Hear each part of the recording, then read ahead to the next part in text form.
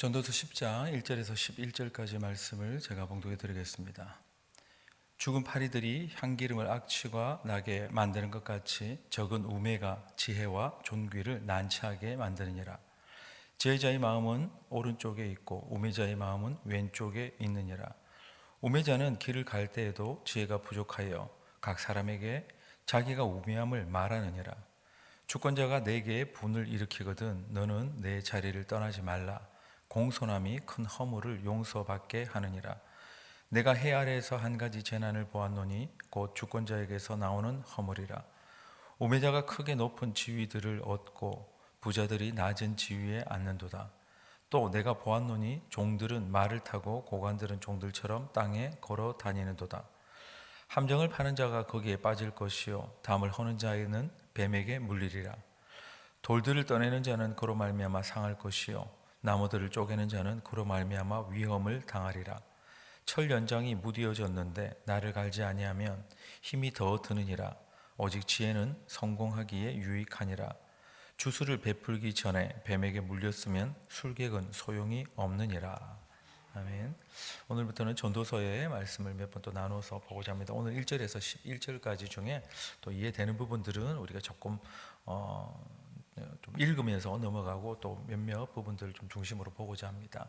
1절에 보면 죽은 파리들이 향기름을 악취가 나게 만드는 것 같이 적은 우매가 지혜와 존귀를 난처하게 만든다 그랬는데, 비싼 향수에 파리 한 마리 빠져 있으면 모르면이야 쓰겠지만 또 알면 그걸 뭐 몸에 뿌리고 하는 거는 좀 어렵지 않습니까? 뭐 먹는 것도 다 마찬가지겠죠. 그래서 죽은 파리 하나가 비싼 향수, 향기름 여기 표현하는데 다른 번역본으로는 향수에 빠져 죽은 파리가 향수에서 악취가 나게 한다 이런 표현을 씁니다. 정말 사소한 일들이 우리가 어떤 것을 성공하든지 좋은 일을 이루는 그러한 것들을 방해하는 경우가 참 많이 있죠. 그래서 여기 좀 표현에는 정말 사소한 일이라는 것이 적은 우매 이렇게 표현하는 거예요. 적은 우매가 지금까지 지켜온 지혜와 존귀를 망칠 수 있다 이런 표현입니다. 그런데 이 표현이 그 조그만 정말 작은 우매가 그간의 모든 지혜보다 더 강력하다는 얘기는 아니에요. 그냥 경계하라는 그런 의미인 것입니다. 그래서 지금까지 지혜로 또 존귀함으로 잘 왔는데 이 적은 우매가 경계하지 않음으로 말미암아 그 적은 우매가 괜찮겠지 하는 것이 모든 것을 망칠 수도 있다라는 것을 이제 경계하라 이런 의미죠. 2절에 보면 비슷한 맥락으로 이게 그것을 마음으로 이렇게 표현합니다. 그래서 마음의 작은 기울어짐에도 너는 좀 경계를 해야 된다 이런 표현인데, 2절에 이렇게 되어 있습니다. 지혜자의 마음은 오른쪽에 있고 우매자의 마음은 왼쪽에 있느니라 이렇게 표현하는데, 이 오른쪽과 왼쪽이라는 것 자체가 뭐 이제 우리 그냥 그 당시 때도 뭐 지금도 마찬가지지만 뭐 바른 손, 오른손으로는 밥을 먹고 왼손이는 뭐 뒤를 닦는다 이런 표현들처럼 그냥 오른쪽 왼쪽이라는 표현이 단지 그것일 뿐이라는 걸 생각했는데, 무조건 오른쪽이 옳다 이런 얘기는 아니에요.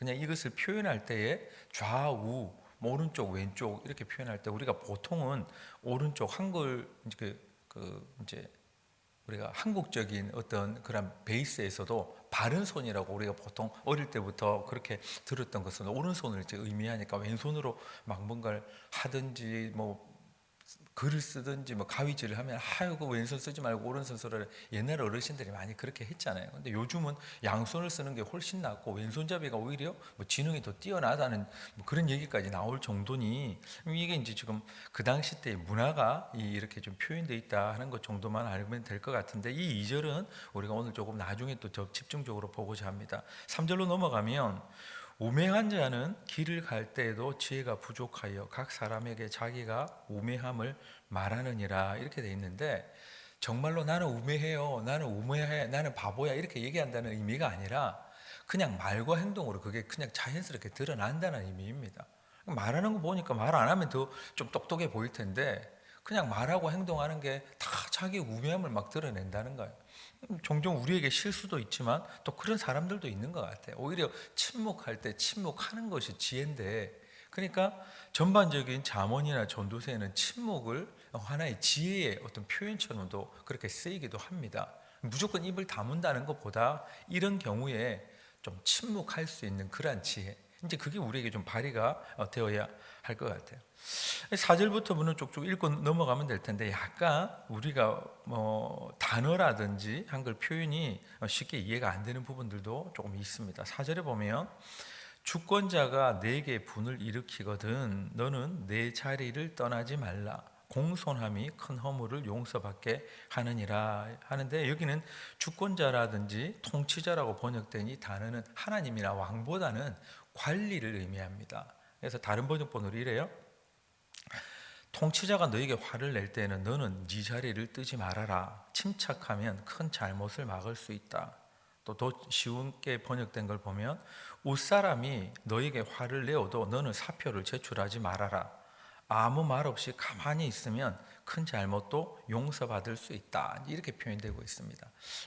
이게 또 하나의 지혜라고 그러는데 세상 사는 지혜이기도 하죠. 근데 이게 무조건 하나님의 어떤 진리라는 의미라기보다는 이 진짜 이 전체적인 맥락들이 흘러가는 것이 그래도 뭔가 잘 안 된다. 이제 허무함들에 대한 것들이 이제 쭉 나열한 가운데 또 이러한 이제 사소한 지혜에 관한 것들도 얘기를 합니다. 5절에 보면 내가 헤아려서 한 가지 재난을 보았노니 곧 주권자에게서 나오는 허물이라. 이것도 마찬가지로 이 주권자는 지금 하나님을 의미하는 건 아니에요. 다른 번역본으로 내가 세상에서 본 잘못된 일 또 하나는 역시 통치자에게서 볼 수 있는 크나큰 허물이다. 혹은 다른 번역본으로 나는 통치자들에게서 한 가지 잘못된 점을 보았는데 이렇게 표현합니다. 그러니 이제 4절과 연결시키면 이 통치자, 주권자가 뭔가를 크게 막 화를 내고 했는데 정말 자기가 잘못했을 것들이 있잖아요. 그럴 때에도 어떤 부분들에서는 네가 옳고 하더라도 좀 침묵을 지킬 수도 있어야 된다. 이제 이런 지혜를 이제 표현하는 것입니다. 6절에 보면 우매자가 크게 높은 지위들을 얻고 부자들이 낮은 지위에 앉는도다. 이제 통치자가 이제 잘못하는 것들 몇몇 가지를 이제 짚고 넘어가는데 이게 뭐냐면 어리석은 사람이 높은 자리에 앉고 여기 지금 부자들이라고 표현되지만 다른 번역본으로는 존귀한 자다 이런 표현들도 해요. 그러니까 이 상반되는 개념으로 우매한 자를 높은 자리에 앉고 지혜롭고 존귀한 자를 낮은 자리에 앉히는 이게 통치자가 가지는 이 관리가 가지는 우매함이라는 것입니다. 또 7절에 보면 또 내가 보았노니 종들은 말을 타고 고관들은 종들처럼 땅에 걸어 다니는도다. 이것도 그냥 보기에 뭔가 좀 잘못된 것 같네? 이렇게 생각될 수 있는 모습이라는 거죠. 이 모든 것들은 삶의 불확실성을 나타내는 거예요. 통치자가 굉장히 지혜로우면 통치자가 하는 것들이 다 정의롭다 그럼 따라가면 될 텐데 우리의 웃사람, 우리의 통치자, 우리의 상존도 막 쓸데없이 화내고 아닌 일에 막 이렇게 하는 경우들도 있다. 그리고 보니까 좀 불합리하게 어리석은 자를 더 높은 빨리 승진시키고 그런 일들이 있다. 또 뿐만 아니라 종들은 말을 타고 그러니까 종처럼 여겨져야 되는 사람들이 더 좋은 위치를 차지해서 그렇고 오히려 이 고관들이 그냥 땅에 걸어 다니는 것처럼 뭔가 위치가 뒤바뀐 거 아니냐. 이 통치자의 허물이라는 것입니다. 이것을 얘기하는 이유는 삶이 불확실하다. 그것을 지금 다른 표현으로는 재난이라고 표현하고요. 또 통치자의 허물이라고 표현하는 것입니다. 그래서 그러한 삶의 불확실함들이 자꾸 우리에게 엄습한다라는 것들을 지금 단락으로 위해서 표현하는데 8절, 9절로 넘어가도 마찬가지예요. 역시 삶이 불확실하고 또 우연적인 것처럼 이렇게 표현하고 있습니다. 이 8절에 함정을 파는 자는 거기에 빠질 것이요 담을 허는 자는 뱀에게 물리리라. 돌들을 떠내는 자는 그로 말미암아 상할 것이요 나무들을 쪼개는 자는 그로 말미암아 위험을 당하리라. 이렇게 되어 있습니다. 무슨 얘기냐면 적들을 위해서 아니면 내 원수를 위해서 함정을 판다는 의미가 아니라 이건 정말 그냥 이 짐승을 잡기 위해서 그 당시 때 함정을 많이 팠는데 짐승을 잡으려고 함정을 막 파다가 잘못해서 거기 자기가 굴러 떨어져 빠질 수도 있다. 그리고 또 담을 허는 자는 담이 필요하니까 헐겠죠. 리모델링을 하든지 그러다가 뱀에게 물릴 수도 있다. 담벼락 밑에 이제 뱀이 이렇게 또아래 틀고 있을 수도 있으니까 이제 그런 얘기를 하는 거예요. 굉장히 우연한 얘기 또 삶이 너무 불확실하다 이런 얘기죠. 9절도 돌을 떠내는 자는 돌에 다칠 수가 있고 나무를 패는 자는 나무에 다칠 수가 있다 이렇게 얘기를 하는 거예요. 이게 무조건 상한다. 네가 돌을 떠내면 이 돌 때문에 상하게 될 것이고 또 나무를 쪼개면 너 나무 때문에 위험을 당할 것이다 이런 의미라기보다 그러다가 너 당할 수도 있다. 돌 이렇게 제대로 떠내다가 쿵 하고 떨어뜨려서 발을 찧을 수도 있고, 나무를 이렇게 지금 쪼개다가 너 다칠 수도 있다. 지금 이런 얘기를 하는 거예요. 이게 다 지금 삶이 너무 불확실한 거 아니냐, 이런 얘기입니다. 10절, 11절도 같은 맥락인데, 어떤 면에서는 10절과 11절은 굉장히 반대되는 내용이에요. 내용이 뭐냐면 철 연장이 무디어졌는데도 나를 갈지 아니하면 힘이 더 드느니라. 오직 지혜는 성공하기에 유익하니라. 11절에 주술을 베풀기 전에 뱀에게 물렸으면 술객은 소용이 없느니라. 전혀 상관없는 얘기 같아요. 근데 이 내용이 무슨 얘기냐면, 철 연장이 무디어졌는데 날을 갈지 않는다. 다른 번역본은 이렇게 됩니다. 도끼를 갈지 않아 날이 무디면 그만큼 힘이 더 든다. 그러므로 도끼 날을 가는 것이 지혜로운 방법이다. 우리 이런 얘기 많이 듣잖아요. 그래서 뭐 1시간 동안 내가 나무를, 아니 1시간이 아니라 10시간이라 칩시다. 그러면 나무를 이렇게 도끼 갖고 찍는데, 그냥 종일토록 10시간 동안 찍는 것보다 한번 4시간 찍다가 1시간은 그냥 날을 갈고 그 다음에 또 4시간, 5시간 하는 것이 훨씬 더 효율적이고 더 강력하다라는 것들을 우리가 이제 뭐 삶의 지혜로서도 얘기하는데, 전도서에 이 얘기가 바로 나오는 거예요. 이 얘기가 무슨 얘기냐면, 힘도 필요하지만 잠시 쉬어서 지혜를 발휘하는 것도 필요하다. 그런데 그 다음 절에 11절은 뭐라고 표현하냐면, 주술을 베풀기 전에 뱀에게 물렸으면 술격이 소용없다. 그러니까 아무리 그런 기술을 가졌다고 하더라도 뭐 나무를 찍는 기술이든지 뱀을 조종하는 기술이든지 타이밍 놓치면 끝이다. 또 이 얘기예요. 그러니 어떤 때는 조급하면 막 나무를 계속해서 찍어야 되겠지만, 그 여유를 가진다면 나를 갈 만한 그런 여유를 가지겠죠. 어떤 때는 그 여유로움과 지혜가 필요하고, 어떤 때는 야, 기술을 가졌으니까 내가 1시간 만에 저거 다 할 수 있어. 그러다가 지금 쉽게 말하면 주술을 베풀기 전에 뱀에게 물렸으면 술객이 소용없다. 그 타이밍 또 놓치면 안 된다, 이 얘기예요. 그러니까 서로 좀 상반되기도 합니다. 한쪽에서는 조금 여유를 가지고 나를 가는 지혜가 필요하다. 한쪽에서는 그 지혜 믿고 그냥 가만히 느긋하게 있다가는 타이밍 놓친다, 이 얘기인데, 종합하면 똑같아요. 다 불확실하다는 것입니다. 그럼 언제 그러면 시간을 가지고, 언제 지혜를 발휘하고, 언제 여유를 가지고, 언제는 더 급하게 해야 되느냐, 모른다는 거예요. 이 모든 것들이 삶이 너무 험하고 우연찮다, 노력을 해도 뭔가 잘 안 된다, 이게 진짜 맞던 시간이라고 생각해서 조금 여유를 부렸더니 뱀에게 물렸다. 또 뿐만 아니라 열심히 하는 것 같은데 보니까 도끼날을 가는 시간들은 가지지 않았구나, 이런 것들입니다. 그래서 이 삶의 불확실함들이 계속해서 이제 표현하는데, 우리에게는 어때요? 이 본문을 읽을 때 우리는 불확실합니까? 여러분 어떻습니까? 삶이 불확실해요? 모양새는 불확실하죠. 내일 무슨 일이 일어날지 우리 모르니까. 근데 우리에게 확실한 건 뭐예요? 약속이잖아요. 하나님이 우리에게 하신 약속이 확실한 거 아닙니까? 우리 삶에 불확실성이 넘치고 우연성이 넘친다, 이게 계속 하더라도 주님은 뭐라고 하셨어요? 야, 그렇지 않다. 하나님은 치밀한 계획을 가지고 계시고 확실하게 너희를 통치하고 계신다. 그 얘기를 마태복음에 와서 주님이 그 얘기 하셨잖아요. 우리가 늘 잘 아는 말씀. 참새 생각해라, 참새. 2마리도 생각할 거 없다. 1마리라도 그것이 땅에 떨어지는 거 하나님 허락 없으면 안 되는데 하물며 너일까 보냐, 믿음이 없는 자들아. 이 얘기를 하시는 이유는, 야, 넌 불확실하지 않다. 이 전도서도 계속 이 얘기를 하는 이유는 뭐예요? 다 불확실하지. 그럼 어떻게 살아야 됩니까? 그래, 여기 확실한 게 있다, 이 얘기하려고 계속 이 얘기를 주구장창 하는 것 같아요. 그런 의미를 마음에 두고 2절을 다시 한번 보면 이렇습니다. 2절을 우리 함께 한번 읽어볼까요?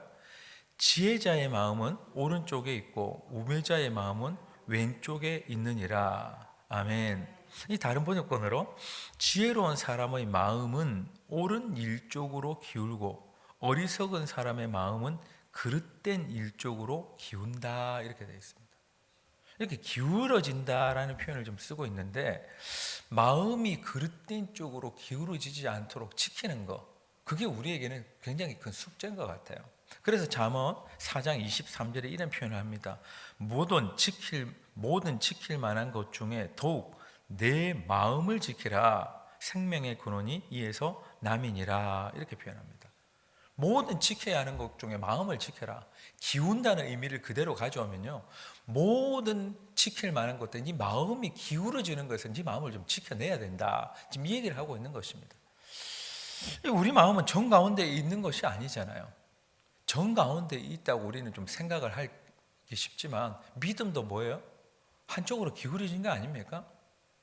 이 객관적인 사실 뭐 이런 거 보면 막 우리는 정말 메뚜기 같다, 막 거인족이 있다, 삶을 보니까 좀 엉망이다, 막 죽을 것 같다. 그게 객관적인 사실일 수 있는데, 믿음은 뭐예요?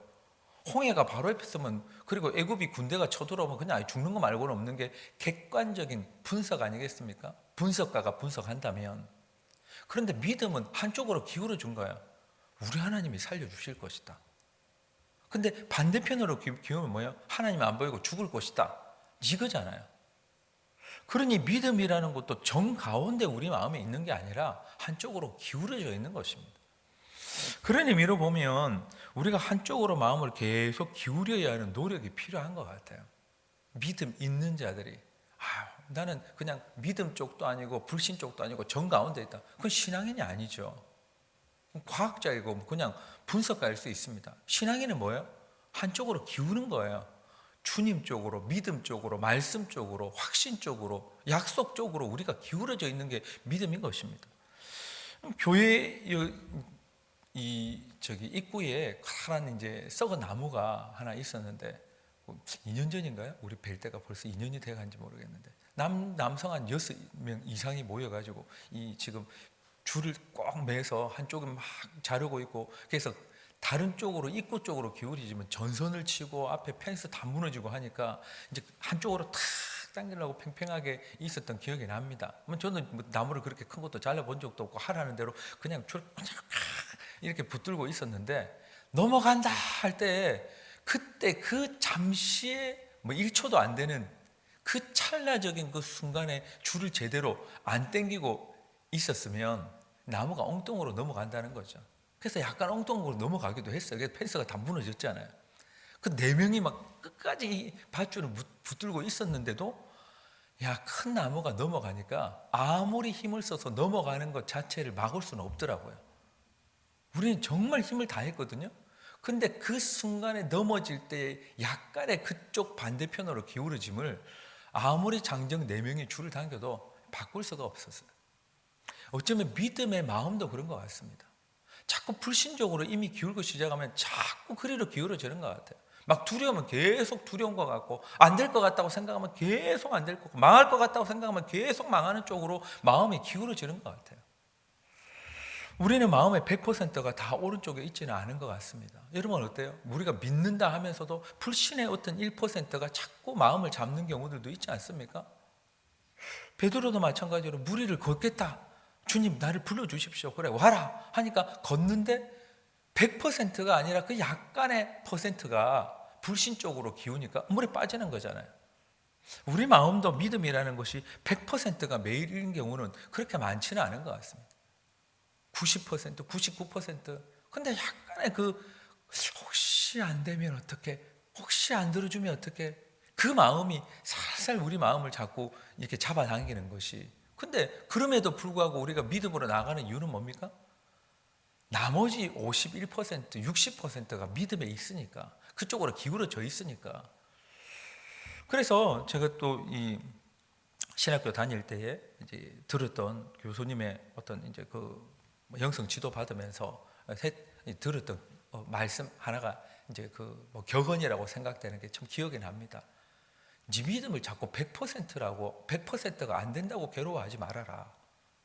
믿음은, 신앙은 1%의 불신을 믿음 쪽으로 옮겨가는 그런 처절한 싸움인 것이다 하는 표현인 거예요.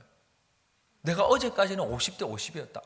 믿는 것도 50인데 안 믿어지는 것도 50이다. 그럼 오늘 막 몸부림쳐서 그 1%를, 49%를 남기고 1%를 믿음 쪽으로 옮겨서 51%를 만들어서 이 중심이 기울어지게 만드는 것.